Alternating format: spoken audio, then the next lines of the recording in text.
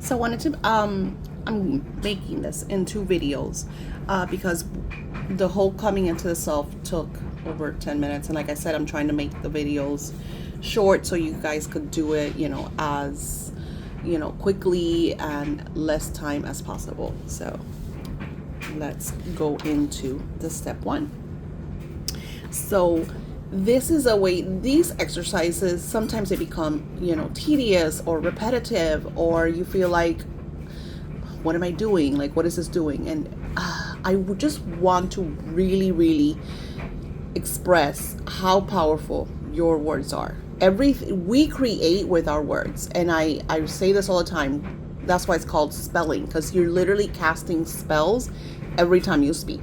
Their thoughts are also create, but not as strong as your words and your written language, especially when you're writing and you're saying it out loud. You're literally creating these beautiful waves of vibration into the frequency of co-creation. So who am I?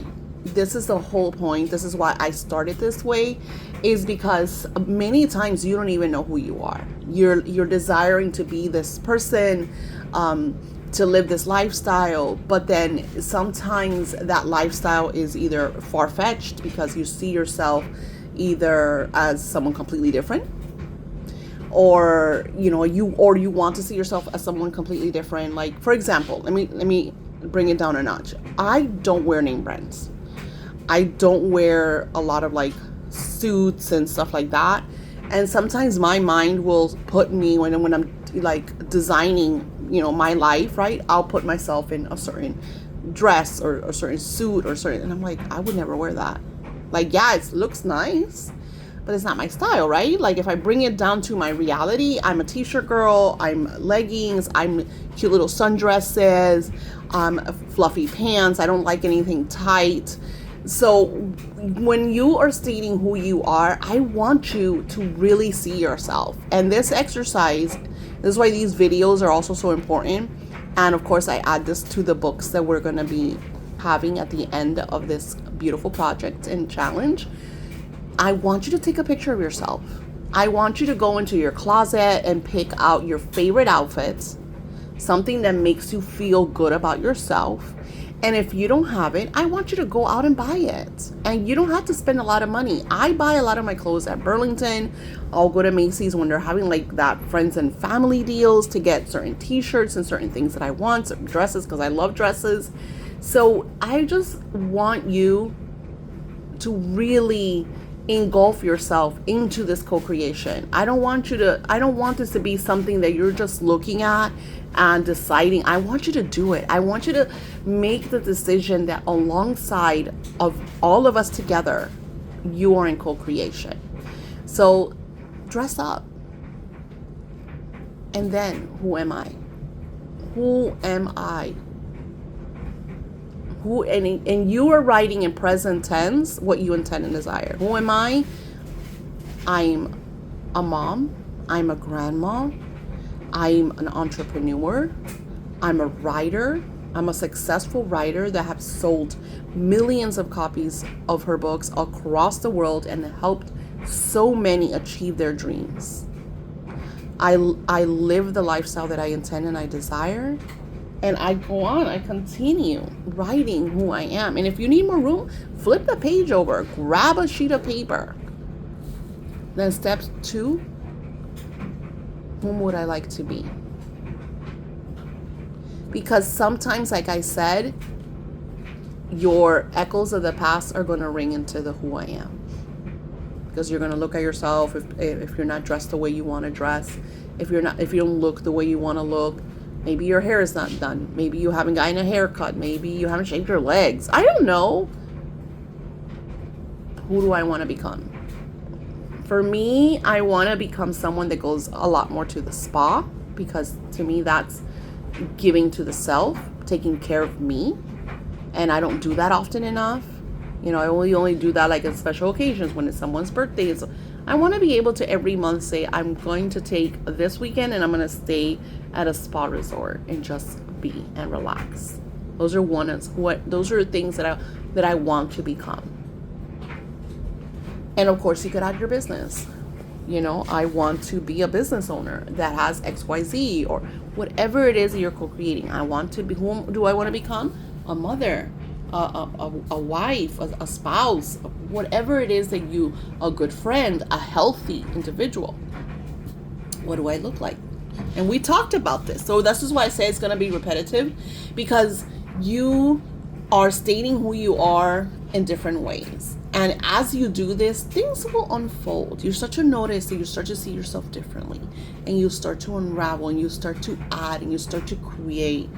And you're going to want to. I remember before I was like, I wouldn't do my hair. Especially, that's why I think God took care of me, that I didn't get white hairs until my 50s. But now I have to, because I got white hairs. And I want to. And it's super funny, they didn't bother me. I think it freaked out more my kids, that it was a realization of, oh my gosh, mom is getting older. That's scary, right? So I started doing it for them, and then I was like, you know what? I like my hair red. And so I started doing red, and going to the salon and having them wash, shampoo my hair and blow dry it. And it just felt nice. That little taking time for me. And again, me and my daughter are starting to do spa. I do my nails. Right now I had to stop doing them because I got another 9 to 5 and I wasn't ready for my nails again. But I just put in my appointment for my nails. Always taking care of you. What do you look like? Are you happy with how you look? Are you happy with your clothes? I'm a very repetitive person when it comes to like certain t-shirts and stuff that I love. But let me tell you, I don't care how much I love them. Once they get raggedy or they have holes, guess what? They're done. They're in the garbage because they no longer serve me.